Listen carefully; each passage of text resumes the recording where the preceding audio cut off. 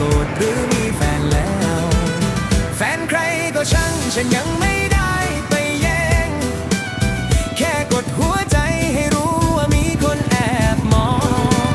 ถ้าเธอมีแฟนแล้วฉันจะถอยแบบเนียนๆแต่ถ้ายังว่างอยู่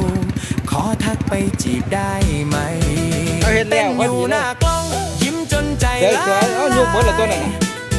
หัวใจมันสั่นตอนเธอโยกซ้ายโยกขวากดไลค์ไปแล้วแต่ใจยังอยากกดซ้ำคอมเมนต์ก็ยังไม่กล้าพิมพ์อะไรไม่รู้เธอมีบ่ท่านหอดย่ามบ่ท่านหอดย่าม